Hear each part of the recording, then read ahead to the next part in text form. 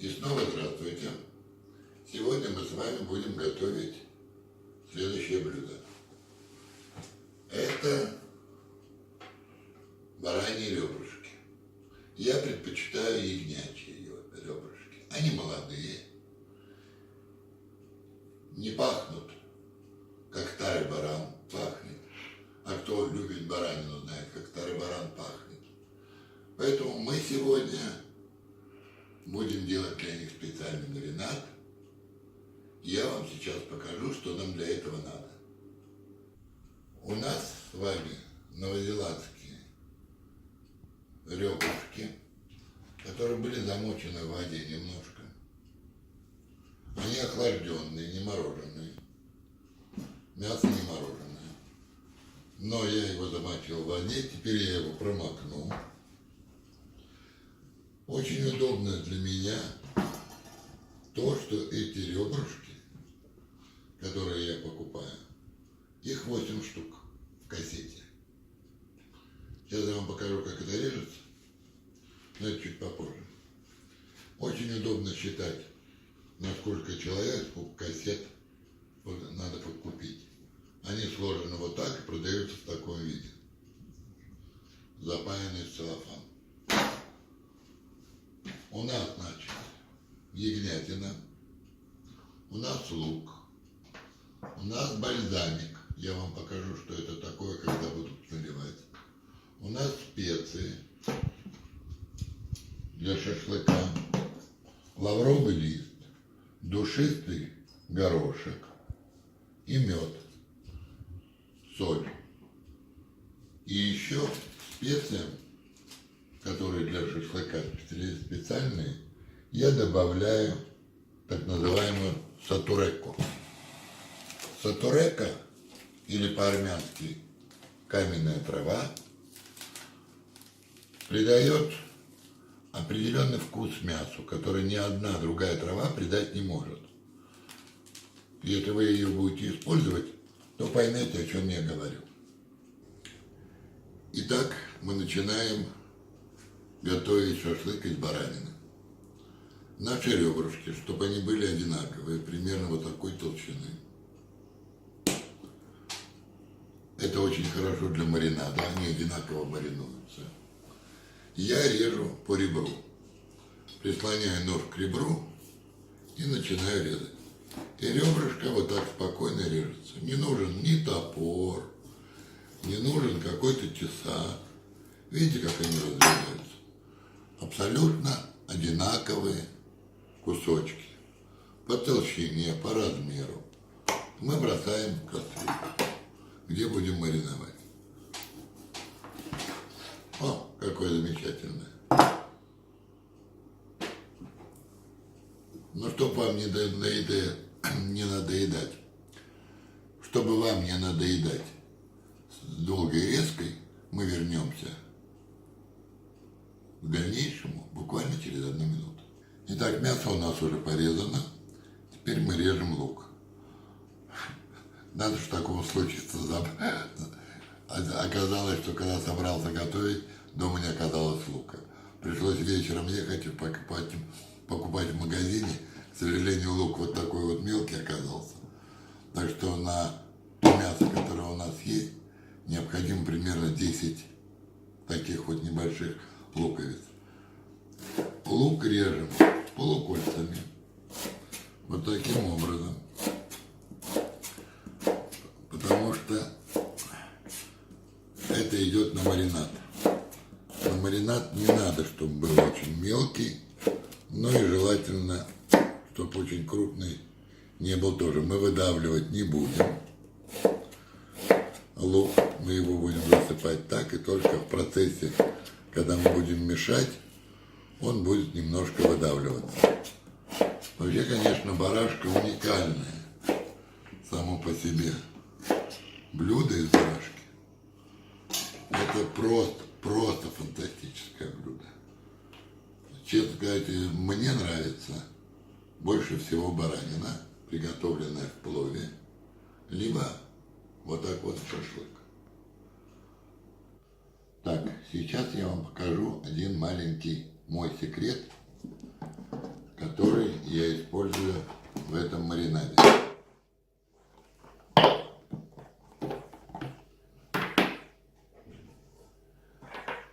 На такое количество, которое мы с вами порезали, а это 8 на 4, 32 ребрышка получилось, я беру 2 ложки меда. Кладу в стакан. Хороший мед, можно сказать, башкирский. И наливаю немножко сюда бальзамика. Обратите внимание, это очень качественный бальзамический уксус особой выдержки. Он дорогой, но он того стоит, потому что дает необычайный и необычный вкус мясу. Видите, как он льется? Он такой тягучий, как сироп. Это не уксус в прямом понимании. Вот мы немножечко сюда льем в стакан.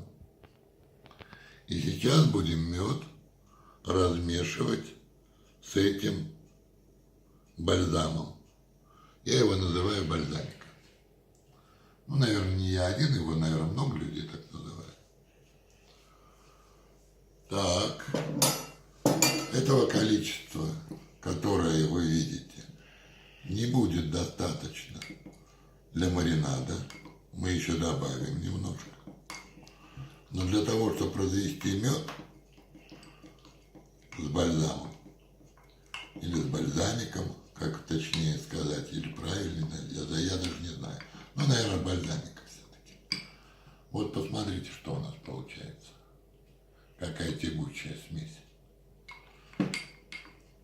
И вот это мы очень тщательно размешиваем. Теперь еще добавим бальзамика.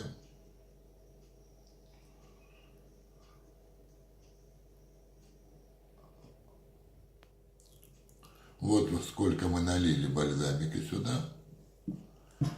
И теперь еще раз тщательно перемешали. Вот это у нас все пойдет на маринад. Нам нужно, чтобы растворился мед. Готовое откладываем в сторону.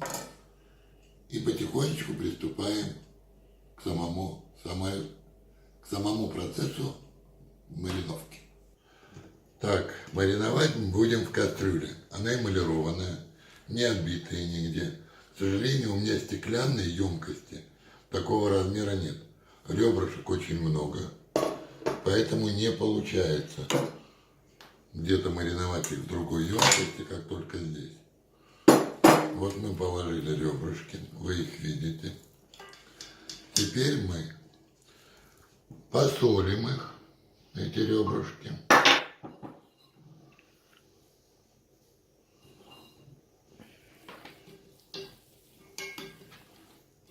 Так, немножко перемешивая.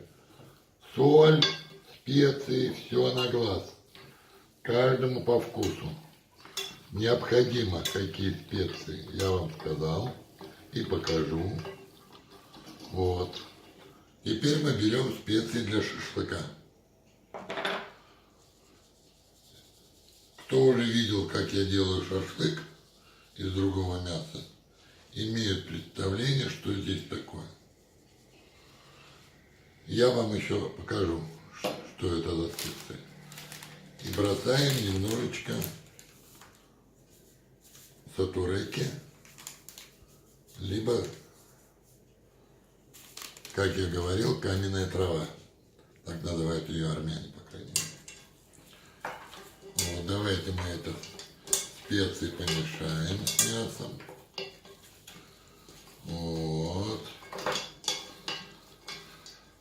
Теперь мы берем лук, который резали. 10 луковиц вы не забыли, мы резали. Вот. Все это мы сюда засыпаем.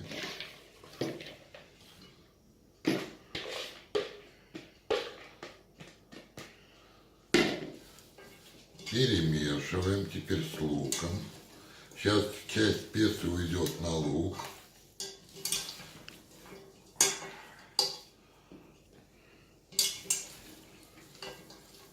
И теперь мы начинаем наше колдовство с бальзамиком.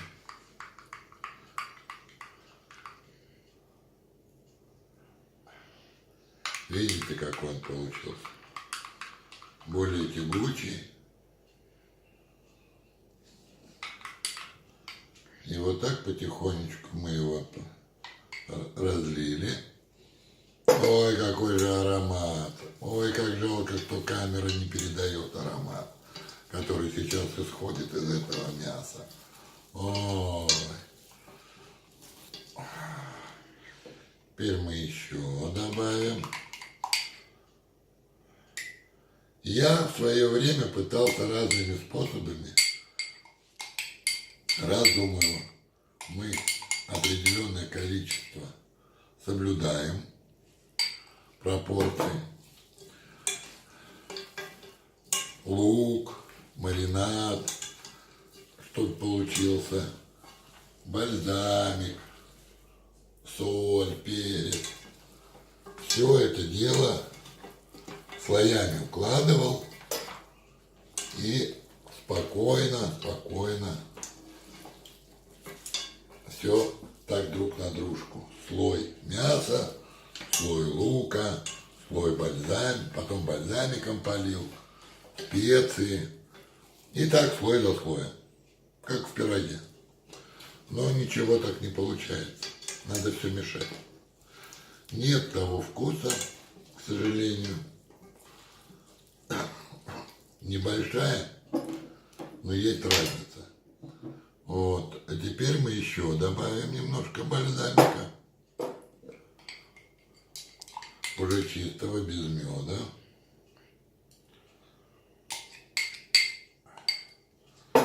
Бросим сюда лаврушечку. И бросим сюда душистый перчик. Вот. И еще раз перемешаем, чтобы у нас каждый кусочек мяса был обмазан в той смеси, которая у нас тут есть. Из лука, бальзамика, специй. Ничего страшного, если у вас упал у нас стол чистый, помытый. Вот. Вот видите, что у нас получается. У нас получается примерно вот такое вот блюдо.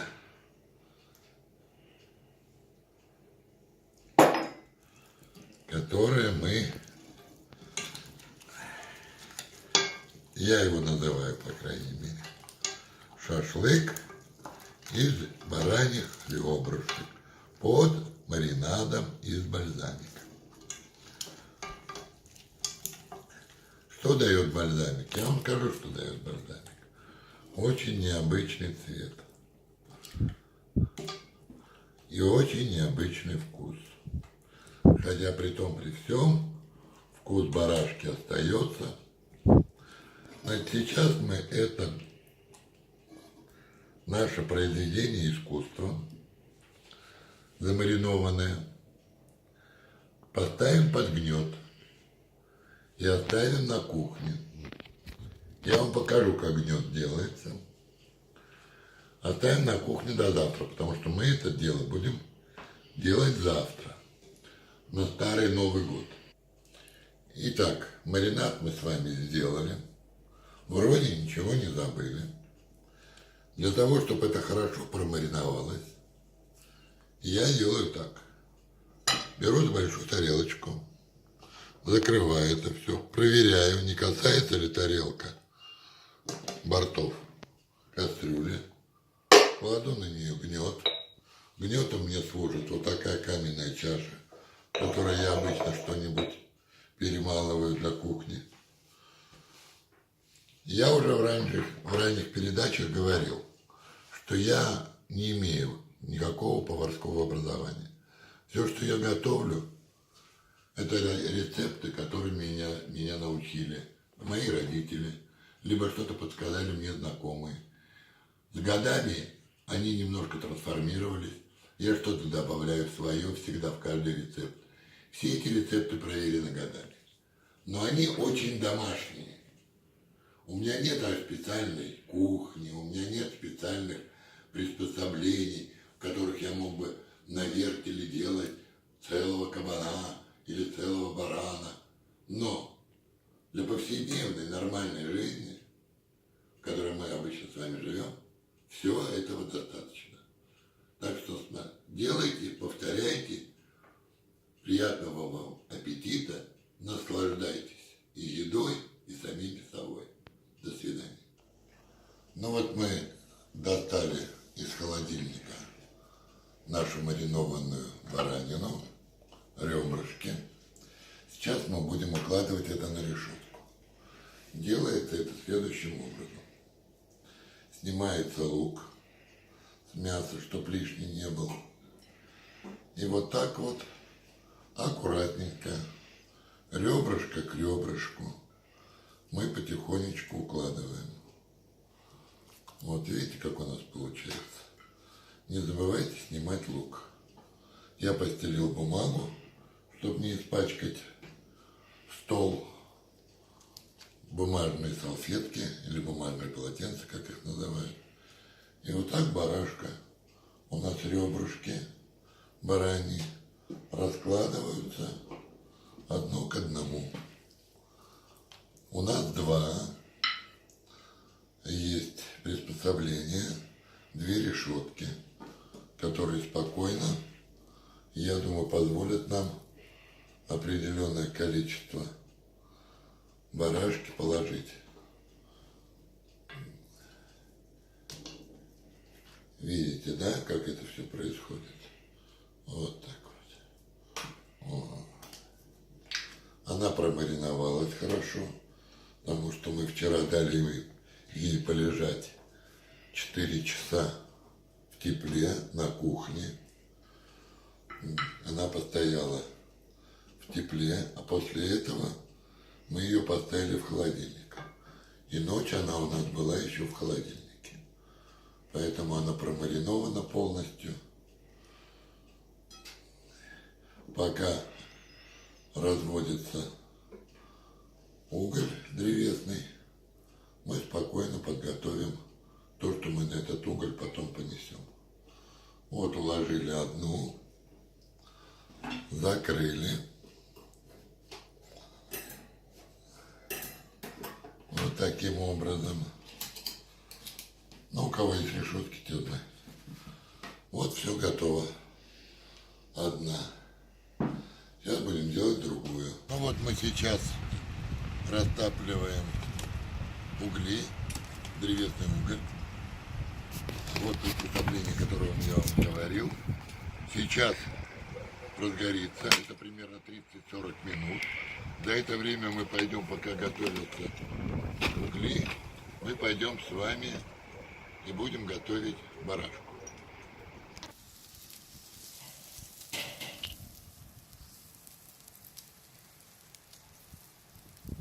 Видите, как жир кипит? Вот он вытапливается и капает туда. Поэтому сполохи огня такого возникают. В это время мы мясо немножко отодвигаем. Потому что открытый огонь — это плохо. Все должно жариться только на углях.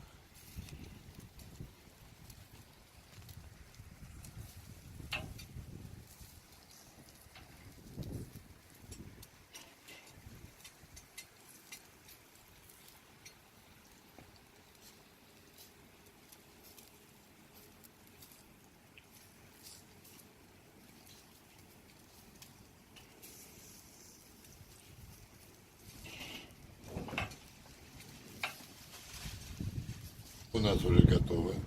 Очень хороший жар.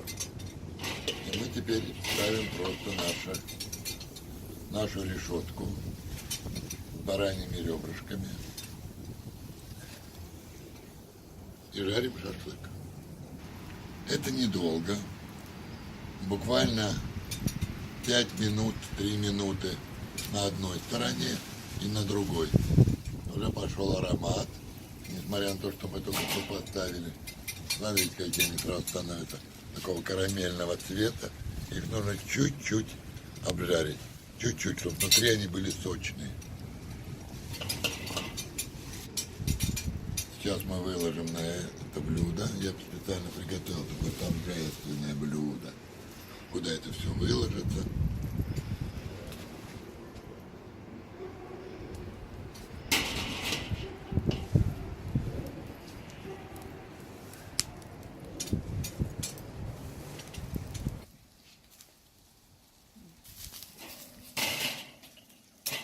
Снимаем вот таким образом.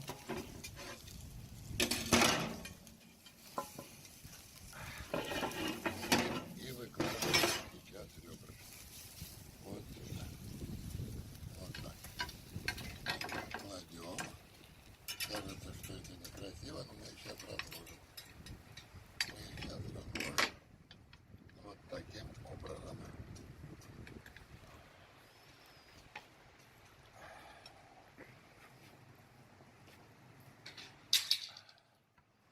Вот таким образом мы положим сейчас ребрышки. Вот. И эти ребрышки можем идти кушать.